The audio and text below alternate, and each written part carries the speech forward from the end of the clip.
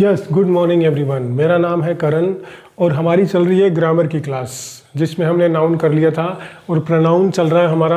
और प्रोनाउन में भी हमने आधे टाइप्स कर लिए थे। प्रोनाउन में हमने personal pronoun, reflexive pronoun, emphatic pronoun, distributive pronoun और डेमोन्स्ट्रेटिव प्रोनाउन कर लिए थे। बाकी के जो प्रोनाउन है वो हम आज की क्लास में करेंगे। Indefinite pronoun.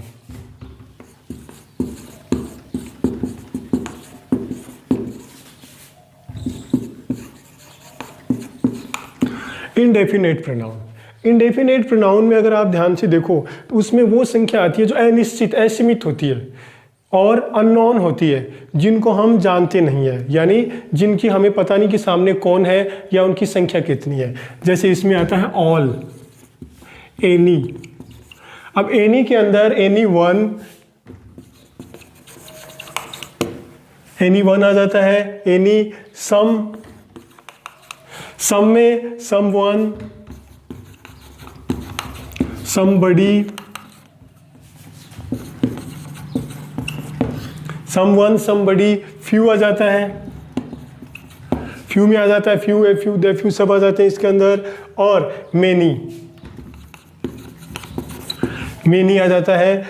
All, any, any one, सम वन, ये एवरी वन, एवरी आ जाता है। तो एवरीबडी, एवरी वन, ये सारे इसमें आ जाते हैं। ठीक है। और इसमें क्या होता है कि इनकी संख्या निश्चित नहीं होती और ये भी पता नहीं होता कि कितनी संख्या है। जैसे पहला इनका हम सेंटेंस में यूज कर लेते हैं ऑल। बहुत ही फेमस सेंटेंस है, ऑल इज वेल। अब ऑल इज वेल, यहां ऑल की बात करेगी जो कुछ जो चीजें हैं, जो कुछ भी है वो सबसे अच्छा है। तो जो कुछ है उसके लिए यहां इंडेफिनेट प्रोनाउन होता है। क्यों? क्योंकि ऑल में कोई संख्या नहीं है और ये भी पता नहीं कि वो जो कुछ क्या है। तो यहाँ ऑल अगर वर्ड है, वो जो वर्ड यूज हुआ है वो यूज हुआ है इंडेफिनेट प्रोनाउन के लिए। जैसे एक दूसरा सेंटेंस बनाते हैं, all people are going in the fair. अब इसमें देखो ऑल इज वेल और all going people in the fair. अगर इसमें यहां देखें तो ये जो ऑल है ये प्रोनाउन नहीं है। ये प्रोनाउन क्यों नहीं है? देखो ध्यान देना, एग्जाम में आपको ऐसे ही पूछा जाता है, ऐसे सेंटेंस दे दिया जाता है और ये फिर ऐसे सेंटेंस दे दिया जाता है। आपको इसमें पहचानना होता है कि इसमें प्रोनाउन कौन सा है। तो इसमें ये तो प्रोनाउन है, ये प्रोनाउन नहीं है, ये एडजेक्टिव है। क्यों? क्योंकि यहाँ ऑल पीपल के बारे में बता रहा है, यहाँ ये पीपल के बारे में बता रहा है। अगर ये पीपल के बारे में बता रहा है तो यहाँ पे ये क्या बन जाएगा? यहाँ पे अगर पीपल के बारे में बता रहे तो एडजेक्टिव बन जाएगा। अगर अकेला ऑल आ रहा है, ऑल के बाद में कोई नाउन नहीं आ रहा है, तब ये प्रोनाउन है, इंडेफिनेट प्रोनाउन है। ठीक है। अब आगे एनी से, any one can go there, anyone can go there, कोई भी वहां जा सकता है। तो ये जो कोई भी वर्ड है ये क्या है? किसी व्यक्ति की जगह यूज हुआ है। ठीक है। कोई न कोई व्यक्ति वहां जा रहा है तो एनीवन जहां यूज हुआ है ये क्या चीज है? ये इंडेफिनेट प्रोनाउन है। ऐसे आप फ्यू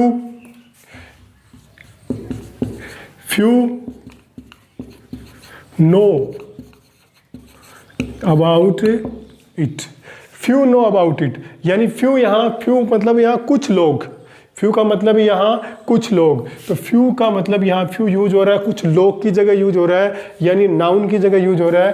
तो ये भी प्रोनाउन बन रहा है और इनकी कोई संख्या या कोई इनका पता नहीं चल रहा कितनी, क्या कौन है यहाँ पे, तो ये इंडेफिनेट प्रोनाउन है। इंडेफिनेट प्रोनाउन को पहचानने का बहुत ही आसान तरीका है कि ये अननोन की बात करता है, इनकी ना संख्या का पता होता है ना ये पता होता है क्या चीज़ है। तो इसमें all, any, anyone, someone, somebody, few, many, ठीक है, ये सारे उसमें आते हैं। तो ये हमने इंडेफिनेट प्रोनाउन पढ़ा। अब हम अगला जो हमारा प्रोनाउन है वो है रिलेटिव प्रोनाउन।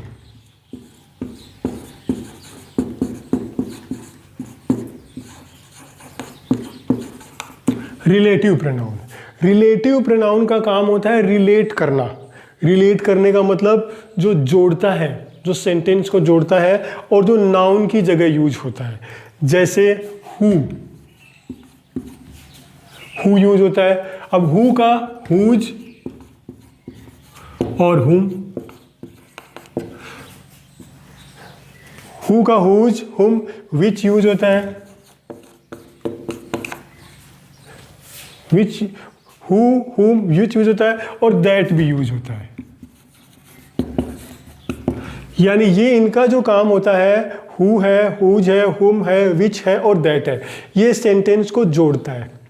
यानी ये सेंटेंस को जोड़ते हैं और जब ये सेंटेंस को जोड़ते हैं तब ये रिलेटिव प्रोनाउन का काम करते हैं। जैसे हम सेंटेंस में देखते हैं,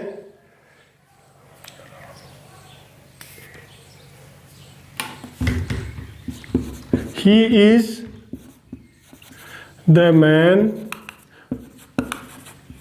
whose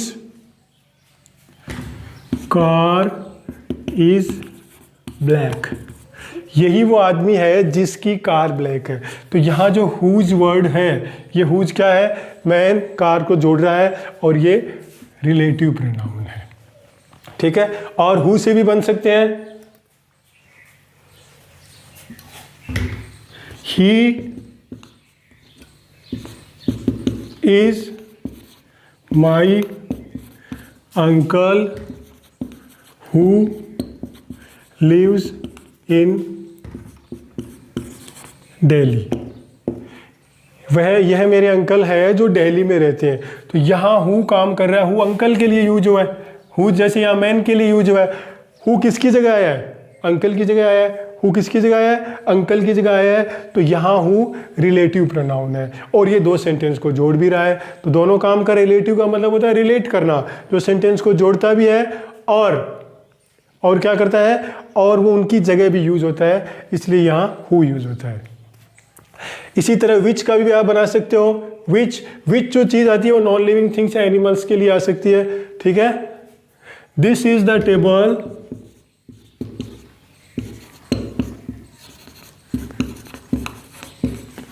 This is the table which color is nice। This is the table, यही वो टेबल है जिसका कलर सुंदर है। तो यहाँ जो which वर्ड है ये टेबल की जगह है और इसलिए ये रिलेटिव यानी जोड़ भी रहा है और विच टेबल की जगह यूज हो रहा है, तो ये रिलेटिव प्रोनाउन बन रहा है।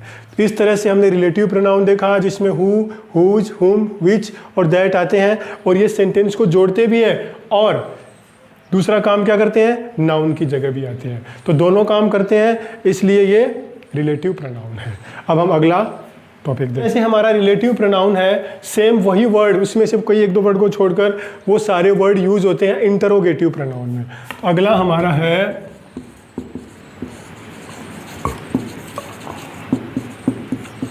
Interrogative pronoun. इंटरोगेटिव प्रोनाउन का काम होता है क्वेश्चन पूछने का और प्रोनाउन का मतलब होता है नाउन की जगह, यानी वो नाउन की जगह आएंगे और प्रश्न पूछने के काम आएंगे। तो इसमें एक तो आता है व्हाट, विच, हु और हुम।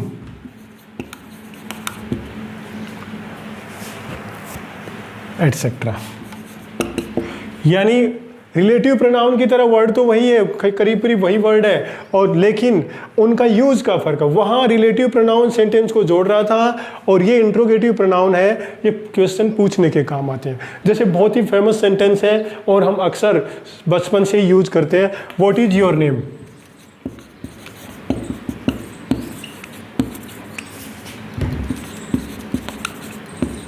व्हाट इज योर नेम, आपका नाम क्या है।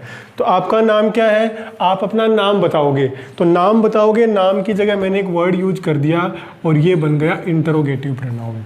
नेम की जगह आ रहा है व्हाट, क्या का मतलब कुछ नेम पूछ रहा है, तो नेम की जगह आ रहा है, इसका मतलब नाउन की जगह आ रहा है ये। तो ये क्या बन रहा है, ये प्रोनाउन बन रहा है और ये क्वेश्चन पूछ रहा है, इंट्रोगेटिव बन रहा है, इसलिए इंट्रोगेटिव प्रोनाउन बन रहा है। जैसे which is your book,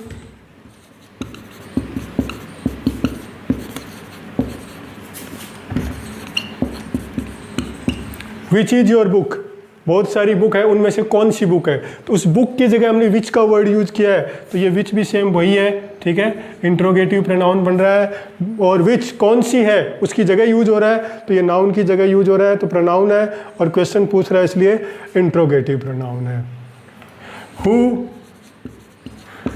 is your uncle, आपके अंकल कौन है, ठीक है, तो यहाँ हु अंकल की जगह पूछ रहे हैं कि अंकल कौन है, तो ये प्रोनाउन है और क्वेश्चन पूछ रहा है इसलिए इंट्रोगेटिव प्रोनाउन बन रहा है। तो इंट्रोगेटिव प्रोनाउन भी बहुत सिंपल है, ठीक है, यानी क्वेश्चन पूछते हैं और उस क्वेश्चन में आंसर की जगह जो वर्ड यूज होता है, जैसे वाट है, विच है, हु है, हुम है, हुम, ये तो उसका हु सब्जेक्ट है, ये इसका ऑब्जेक्ट है, ठीक है, तो ये जो वर्ड है ऐसे सेंटेंस में आते हैं और आपको इनको आइडेंटिफाई करना होता है एग्जाम में ऐसे ही। और एग्जाम में जैसे ये सेंटेंस आ जाए व्हाट इज योर नेम, आप फिर आगे आ जाए कि find out the pronoun and right there types, तो आपको क्या फाइंड आउट का मतलब व्हाट इसमें प्रोनाउन है और कौन सा है इंट्रोगेटिव प्रोनाउन है, ऐसे आपको सर्च करना होता है, फाइंड आउट करना होता है। तो ये इंट्रोगेटिव प्रोनाउन आपके सामने था। अब हम अगला कर लें। यस, हमारा अगला जो है वो है रेसिप्रोकल प्रोनाउन। रेसिप्रोकल प्रोनाउन वो होता है जो किसी चीज़ को आपस में बताता है कि आपस में कैसे एक दूसरे से मिले हुए। इनमें आता है ईच अदर,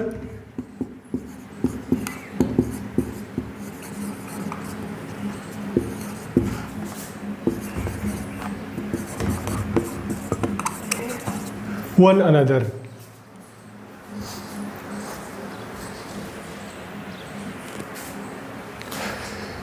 इसमें आता है ईच अदर और वन अनदर। आप अगर इसको सेंटेंस में बनाए तो आप इसको ये बना सकते हैं, द स्टूडेंट्स हेल्प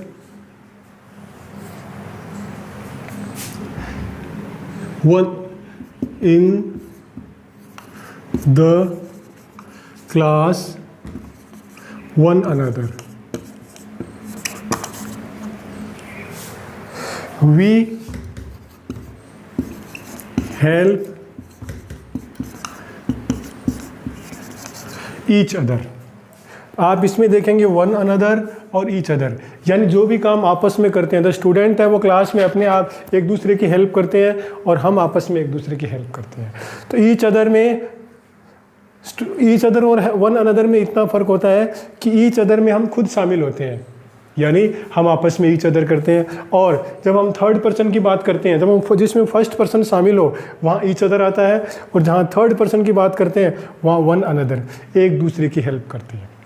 तो ईच अदर वन अनदर में इतना ही है कि वो रेसिप्रोकल आपस में एक दूसरे को जो काम करते हैं वहाँ ईच अदर और वन अदर का जो होता है। और अगर आप ये देखेंगे तो ये आपका रेसिप्रोकल प्रोनाउन है। ईच अदर का मतलब एक दूसरे की मतलब उनका नाम नहीं बताया, उसकी जगह एक दूसरे ईच अदर वर्ड को यूज किया है, तो ये रेसिप्रोकल प्रोनाउन है। और यहाँ वन अनदर भी रेसिप्रोकल ही प्रोनाउन है। तो ये रेसिप्रोकल था। अब हम अगला देखते हैं। अब हमारा अगला है possessive.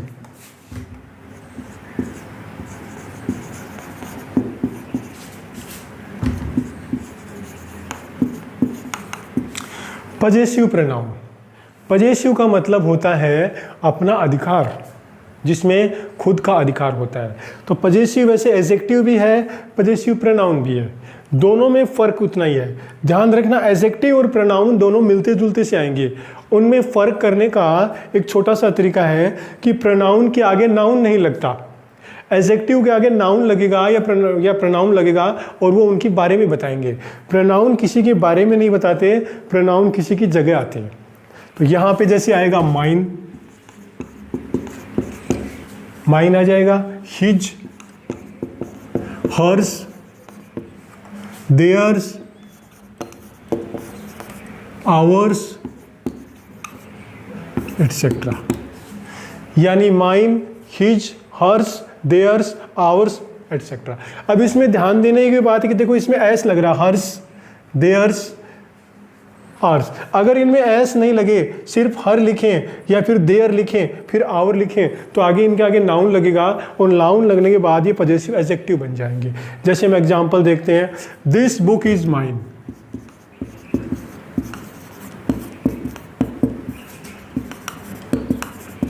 This book is mine. दूसरा सेंटेंस देखते हैं, दिस इज माई बुक।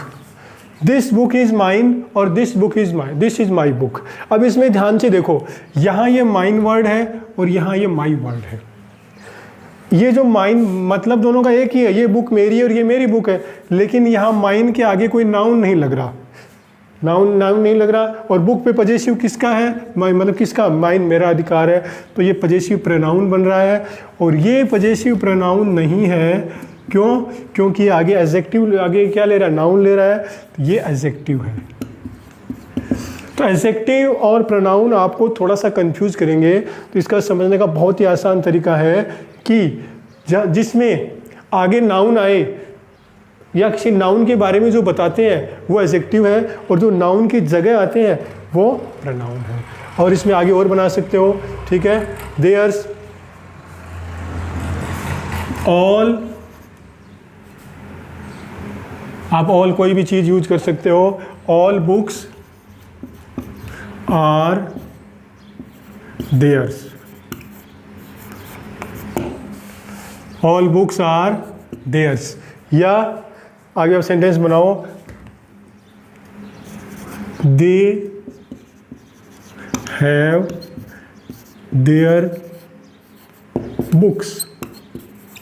देखो, ऑल बुक्स आर देयर, यहाँ देयर आया, और दे हैव देयर बुक्स, दोनों में फ़र्क है। एक तो इसमें एस लगा है, एक इसमें आगे देखो, इसमें आगे क्या आ रहा है, नाउन आ रहा है। इसके आगे कोई भी नाउन नहीं है, तो इसका मतलब ये तो है आपका पजेसिव प्रोनाउन और ये है एडजेक्टिव, पजेसिव एडजेक्टिव। क्यों पजेसिव एडजेक्टिव क्यों है? क्योंकि ये बुक्स के बारे में बता रहा है। तो कन्फ्यूज़न आपको इसमें इतना ही रहता है कि अगर ये वर्ड अकेले आए, इनके आगे कोई नाउन नहीं आए, तो ये पजेसिव प्रोनाउन है। अगर इनके आगे नाउन आ रहा है तब ये पजेसिव एडजेक्टिव बन जाएंगे, ठीक है। तो ये हमारा पजेसिव प्रोनाउन था। अब हम अब है अगला डिस्ट्रीब्यूटिव।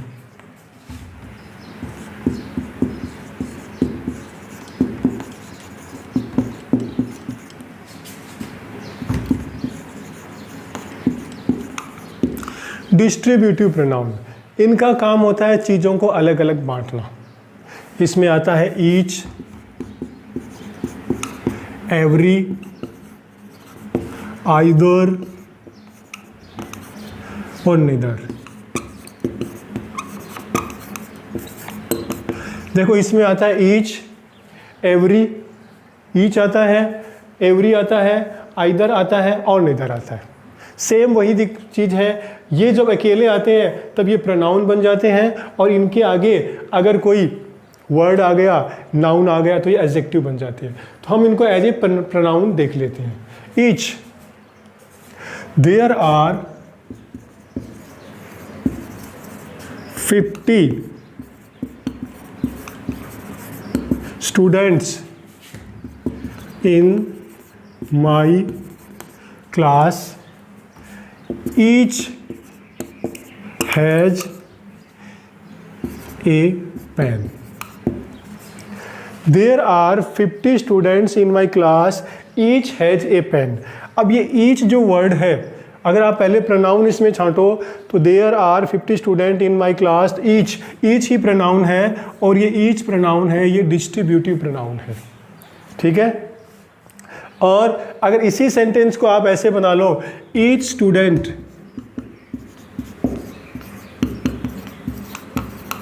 Has a pen. अब ईच स्टूडेंट है तो यहाँ ये ईच है, ये यहाँ एडजेक्टिव है, ये प्रोनाउन नहीं है, ये प्रोनाउन नहीं है, ये एडजेक्टिव है, क्योंकि ये ईच यहाँ स्टूडेंट्स के बारे में बताने लग गया, स्टूडेंट के बारे में बता रहा है, इसलिए यहाँ ये क्या है, एडजेक्टिव है। और there are 50 student in my class, each has a pen, सबके पास अपना पेन है, तो ईच यहाँ एक व्यक्ति की बात कर रहा है डिस्ट्रीब्यूटिव, और किसी स्टूडेंट की जगह आ रहा है, तो यहाँ ईच बन गया डिस्ट्रीब्यूटिव प्रोनाउन। दूसरा सेंटेंस और देख लेते हैं, सेम इसी सेंटेंस को देख लेते हैं।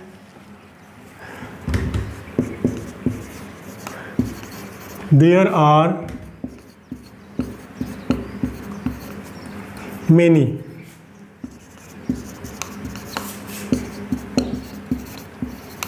Many students in my class, every has a pen. अब देखो यहाँ मैंने एवरी यूज कर दिया, वैसे एवरी है तो आपका बिल्कुल एवरी वही है, एवरी भी यहाँ क्या है, एवरी जो वर्ड है ये भी डिस्ट्रीब्यूटिव प्रोनाउन बन रहा है, लेकिन यहाँ एवरी क्यों आया? ईच और एवरी में भी फर्क है। ईच जो वर्ड है वो यूज प्रत्येक के लिए होता है, एवरी भी प्रत्येक के लिए होता है, लेकिन दोनों में फर्क है। यहाँ देखो 50 स्टूडेंट्स, मैनी स्टूडेंट्स। 50 स्टूडेंट्स जो है यहाँ संख्या निश्चित है, जब संख्या निश्चित होती है तब वहाँ ईच का यूज किया जाता है, और जब संख्या निश्चित नहीं होती तो वहाँ एवरी का यूज किया जाता है। तो इस तरह से आप ईच और एवरी आइदर नाइदर में भी ऐसे ही बना सकते हो, ठीक है। Either of them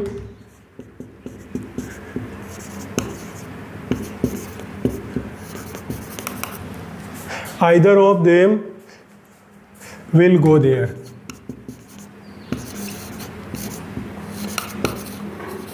Neither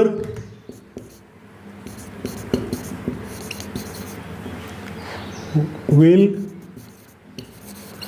go there. अब देखो आइदर के आगे, आइदर जो वर्ड आ रहा है उसके आगे कोई नाउन नहीं आ रहा, सीधा ही प्रीपोजिशन आ रहा है। अगर इनके आगे नाउन नहीं आ रहा है तो ये प्रोनाउन ही है, डिस्ट्रीब्यूटिव प्रोनाउन है। नाइदर अकेला अगर आ रहा है, आइदर या नाइदर, और उसके आगे कुछ नहीं आ रहा है तो अब ये डिस्ट्रीब्यूटिव प्रोनाउन बन रहा है, ठीक है। अगर आइदर के आगे नाउन आ जाए, जैसे ऐसे मैं बता आइदर, जैसे ये सेंटेंस है, ठीक है, either boy will play cricket, तो यहाँ ये आइदर प्रोनाउन नहीं है, यहाँ ये बॉय के बारे में बता रहा है, तो यहाँ ये आइदर क्या बन गया, डिस्ट्रीब्यूटिव एडजेक्टिव बन जाएगा। तो इसमें आपको यही ध्यान देना है कि आइदर ऑफ देम या नाइदर, आइदर या ईच या एवरी, अगर ये अकेले आए, इनके आगे कोई नाउन नहीं आए, या इनके आगे प्रीपोजिशन आके नाउन आए या प्रोनाउन आए, तो भी ये प्रोनाउन ही रहेंगे, डिस्ट्रीब्यूटिव प्रोनाउन ही रहेंगे। तो इसमें ध्यान देने योग्य बात यही है कि जब ये अकेले वर्ड आते हैं आइदर, ईच, एवरी, नाइदर, तो ये बनते हैं प्रोनाउन, इसके आगे नाउन आते हैं, एडजेक्टिव बन जाती है, ठीक है। अगला जो है वो वैसे तो पर्सनल प्रोनाउन में यूज कर लेते हैं, लेकिन उनके लिए अलग भी होता है जिसको हम कहते हैं impersonal pronoun.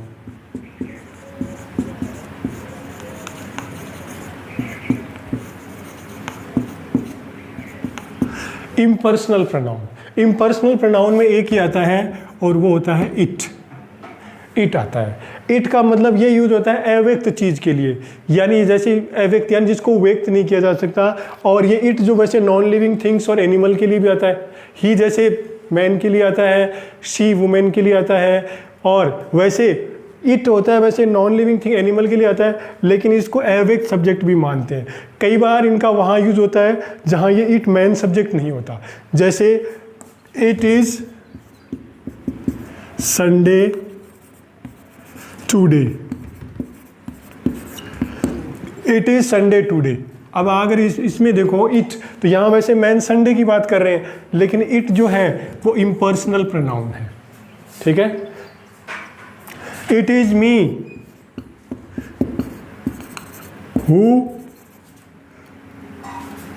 whom met you yesterday.